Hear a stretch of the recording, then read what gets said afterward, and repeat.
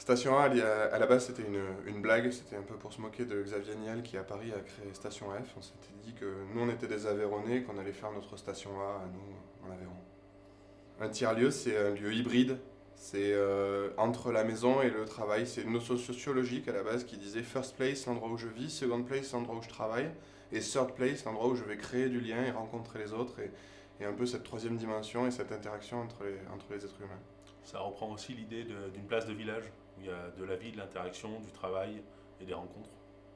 Ce lieu ici, ce qu'on a appelé la Sousta en référence au café associatif qui était avant et la crêperie qui était avant qui s'appelait la Sousto, c'est d'abord de pouvoir expliquer aux Ruténois qui ne comprennent pas bien ce qu'est le concept de tiers-lieu.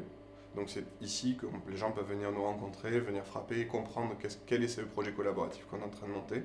C'est une nouvelle façon, c'est un nouveau rapport au travail et à la vie en commun qu'on essaye de réinventer. On essaye de remixer toutes les choses essentielles, tout ce qu'on considère comme étant essentiel dans ce qui meuble les 12 heures ou les 18 heures où on est debout par jour, et pour redonner beaucoup plus de sens à ces choses-là. En fait, les adhérents de Station A sont regroupés autour de 7 communautés principales qui sont les 7 sujets, ce que nous on appelle les 7 pôles, ce qui sont les 7 sujets d'entrée dans le tiers-lieu. Là-dedans, on va retrouver l'éducation, l'économie circulaire, la culture, l'ingénierie du bâtiment, le bien-être, le pôle maker avec des ateliers Fab Lab. Et en fait, ce sont des gens qui se sont regroupés autour de ces sujets-là et qui aujourd'hui constituent des communautés avec une volonté de co-construire dans un lieu commun une activité mutualisée.